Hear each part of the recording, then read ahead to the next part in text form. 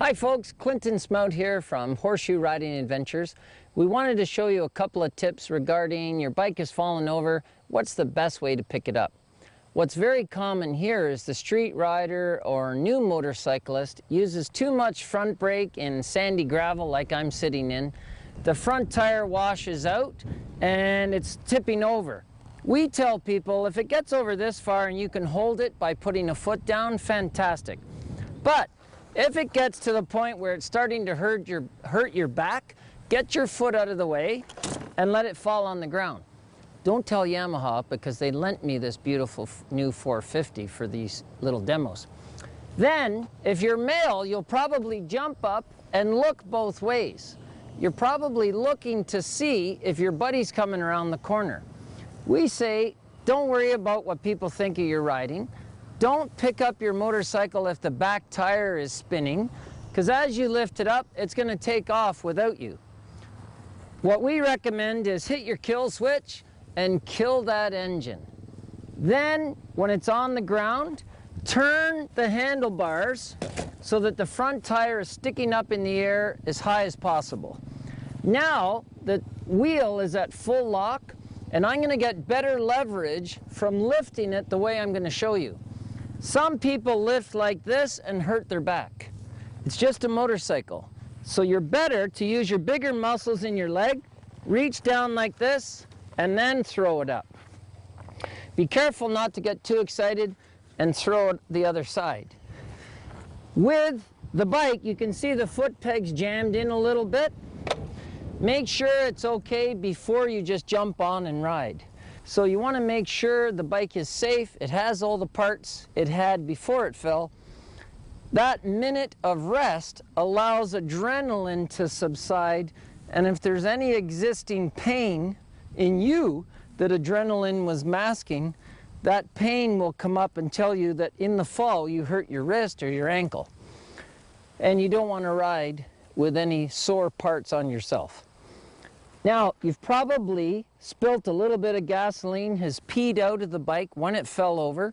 This bike's fuel injected, so it didn't happen, but if you have a carbureted bike, there might be a small puddle of fuel on the ground. If you're a smoker and you're stressed out now because you crashed, just remember, this is not the place to butt out your cigarette unless you have a parachute on. So be careful with that. Then, before you take off, as I said, make sure you and your motorcycle are okay.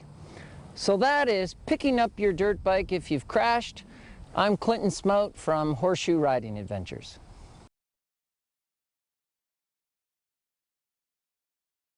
Hi folks, Clinton Smout here from Horseshoe Riding Adventures.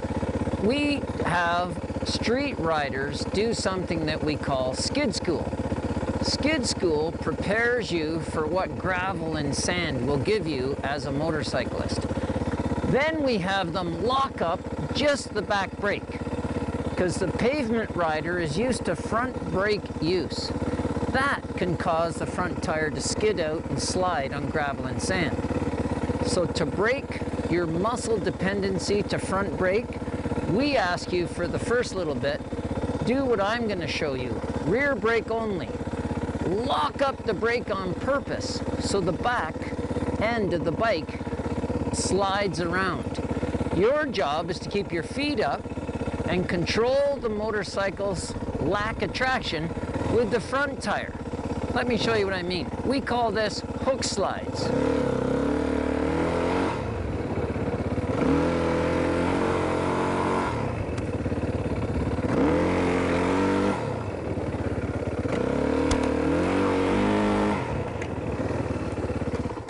The idea behind that is the front tire is what controls where I want it to go.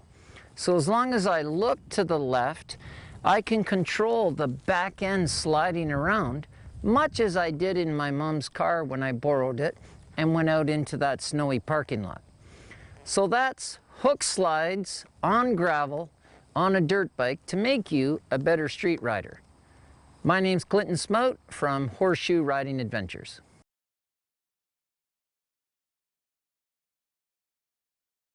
Hi folks, Clinton Smout here from Horseshoe Riding Adventures. I've got 3 logs of various heights set up in front of me. We teach customers how to go over obstacles. It could be the street bike rider who's following the transport truck too close, and then uncovered right in front of them is a muffler, a groundhog that's sleeping on the road, tire carcass debris, and your instinct is to roll off the throttle and get on the brakes. Well, if you hit an obstacle with the brakes on or the throttle off, your ground clearance has gotten smaller. Your momentum is gone.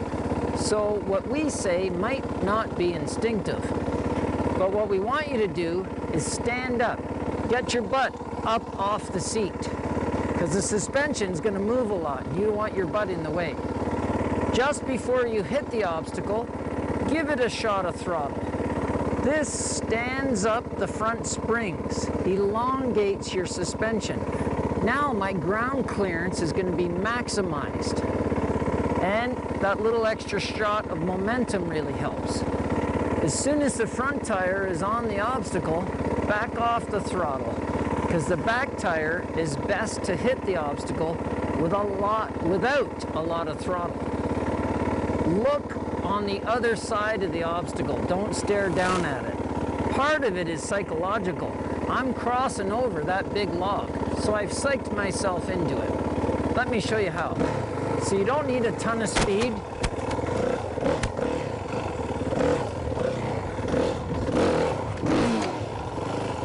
You could see how high the back end ended up kicking out. If I'd been sitting down when that back tire hit the log or the muffler on the street, it may have bounced me right up over the handlebars. So that's how to do obstacles. I'm Clinton Smout from Horseshoe Riding Adventures.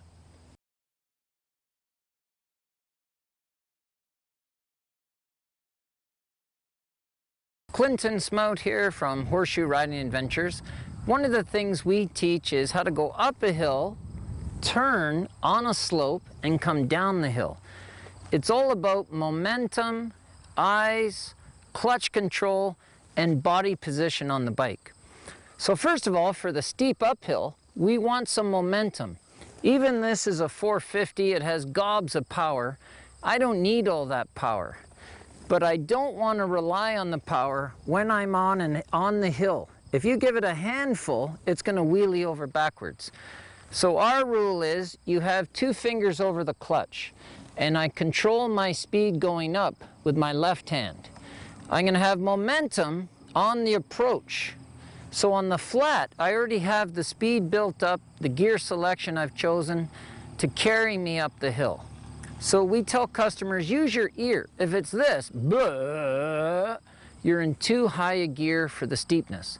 If it's screaming, maybe you could throw it up a gear to make it easier on traction. When you're at the top of the hill, to turn on a slope, you want to throw your body weight uphill. And the motorcycle that way stays flatter tired on the hill. And with your weight up, there's less chance of tumbling. Again, cover the clutch, because you don't want to stall out on that tight turn, because it's a long step down to the ground if you need it. And from my experience, that's a few somersaults down to the bottom. Body positioning is up, whether you're sitting or standing, and coming down the hill, you want your weight at the back. Let me show you how.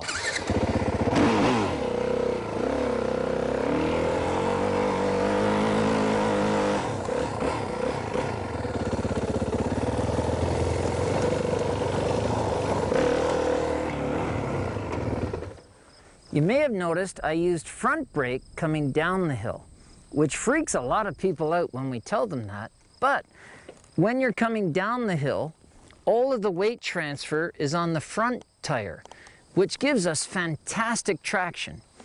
If you're coming down a steep hill and you rely on back brake only, it's like this. There's no weight on the back tire, so it skids really easily. And that may make your speed go up and you may lose control. So we actually teach front brake, very careful front brake, coming down steep hills. And it works perfectly. That's it for me. I'm Clinton Smout from Horseshoe Riding Adventures.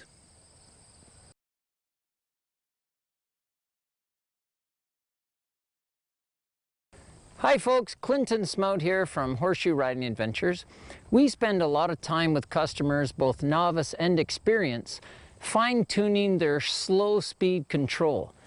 Turning is a big issue for folks. When you're riding slowly, you don't want to put your foot down when turning. So we tell people a couple of the following things. First of all, the physics, because your tires are round. If you take your handlebars, turn it fully to the full lock position, keep the bike straight up and down, it will turn a certain radius. Then push it back, and the way you could turn a sharper corner with it still at full lock, lean the motorcycle over. Let me show you. That graphically turned about a foot shorter, tighter. So how are you going to lean a motorcycle over and at the same time keep your feet up on the pegs? So what we say is, if I lean the bike that way, have your body mass hanging off the tall side of the bike. The other secret is the clutch. Many of our dads taught us how to drive a standard car, and they said if you rest your foot on the clutch between shifts, you're going to fry the clutch, you're going to burn the clutch. Well, once we get on a lightweight motorcycle with a multi-plate clutch running in a bath of oil, that advice is nonsense. We believe you should ride the clutch, and that controls your speed. So the clutch is what hooks up whatever power I've created with the throttle to the gears in the back wheel. So if I slip the clutch in like a dimmer switch rather than a light switch on and off, I can take away some of the power in my turns and control my motorcycle. The other secret is your eyes. They should be right above your nose, but in corners, put your chin on your shoulder and look where you want to go. So that's what we're going to illustrate. Speed control with the clutch, which also controls my arc. My eyes are going to steer the bike for me, and my body position is going to allow me to lean the bike over. So I've set up a pretty tight figure 8 here. I'll do it on the outside first, just to show you the idea. So these are two 5-meter circles. The middle are the two pylons that are down. And this is pretty soft sand, so the clutch really helps me. Now, to do it even tighter, this is counterbalancing. I'm leaning the bike way over. So that's the outside of the circle. Now I'm going to go to the inside, which is a little more difficult. And the secret is I'm controlling the power. You'll notice the bike isn't charging ahead, because I'm riding the clutch. That is the secret. So counterbalance, clutch control, proper vision, looking where you want to go. That's the secret to controlling a motorcycle at slow speed in a cornering situation. That's it for me. I'm Clinton Smout from Horseshoe Riding Adventures.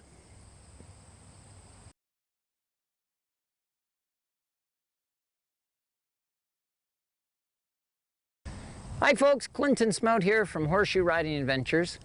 One of the key things we teach people to ride an off-road motorcycle properly is when you're standing up, you don't steer a motorcycle with the handlebars. We believe you should steer with your feet. And I'm going to show you with a kickstand down that if I lean all my weight onto this foot, the motorcycle stands up on the suspension. So you can see the bike moving depending on what weight I'm putting on the peg.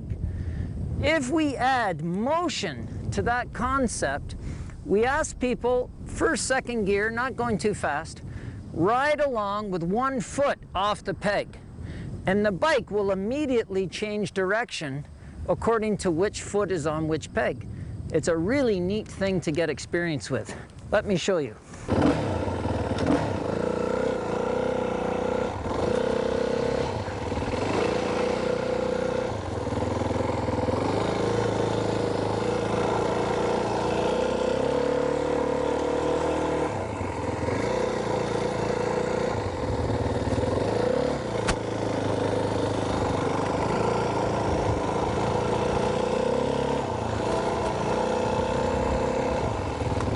this peg steering, if I sense I'm hitting the yellow tape, I just have to adjust my feet, and that can keep me centered. We talked about weighting the peg. We also do this, riding side saddle,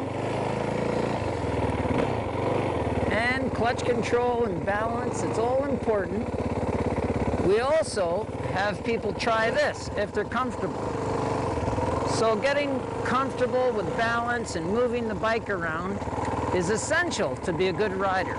This may really help. And that's it for peg steering. I'm Clinton Smout from Horseshoe Riding Adventures.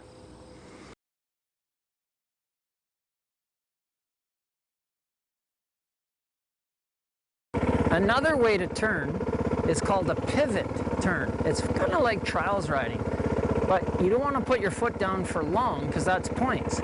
So you can stop, take a breath, and then what I'm going to try to do is wheelie the bike up, leaving one foot on the ground, and pull the bike around so it's turning and facing the other way.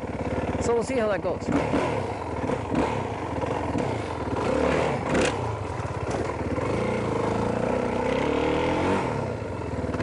So that's called a pivot turn.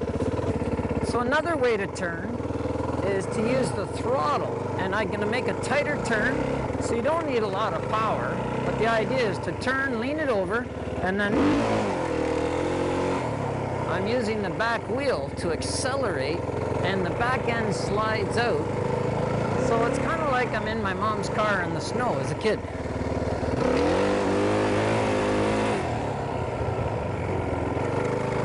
And as long as you're not in terrain that gets all chewed up, this is actually a good way to turn.